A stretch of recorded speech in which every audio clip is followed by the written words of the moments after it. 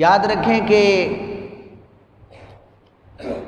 سب سے پہلے عبادات کا جو تعلق ہے دین اسلام میں، جتنی بھی عبادات ہیں، انسان جتنے بھی اعمال کرتا ہے، وہ ساری عبادات کا تعلق جو ہوتا ہے یہ نیت کے ساتھ ہوتا ہے۔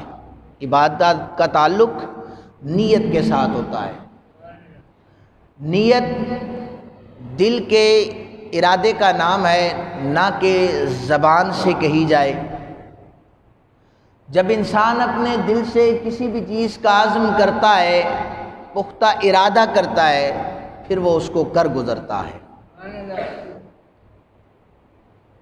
بے شمار لغات کی کتابوں میں کسی بھی ایسے کام کو کرنا جس کا دل سے انسان تہیہ کر چکا ہو، چاہے وہ زبان پر نہ بھی لایا جائے، اسے نیت کہا جاتا ہے۔ پھر نبی پاک صلی اللہ علیہ وآلہ وسلم نے فرمایا کہ انسان کو عبادات پر جو ثواب دیا جاتا ہے وہ نیت کو دیکھ کر دیا جاتا ہے کہ یہ کتنا مخلص تھا، اس کے اندر کتنا اخلاص تھا۔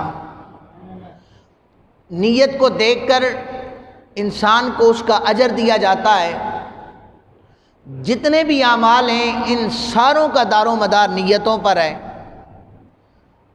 زبان سے اگر کوئی نیت کہی جائے، جیسے مثال کے طور پر نماز سے قبل، وہ اکثر پرانی زبانوں پر پکا ہوا ہے 4 رکعت نماز فرض، اور پھر وقت نماز عصر ظہر، امام صاحب کے پیچھے قبلہ رخ،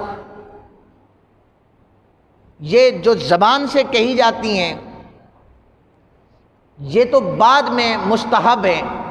مستحب اگر نہ بھی کہیں تو اس کا کوئی فرق نہیں پڑتا، لیکن دل کے پختہ ارادے سے اللہ کے گھر میں آ کر اس کے آگے جبینوں کو جھکا لینا، اس کی عبادت میں فنا ہو کر اسے یاد کرنا، اسے نیت کہا جاتا ہے۔ ایک بندہ ہے، گھر سے چلا ہے، وہ اس نیت سے چلا ہے کہ میں جا کر نماز جمعہ ادا کروں گا۔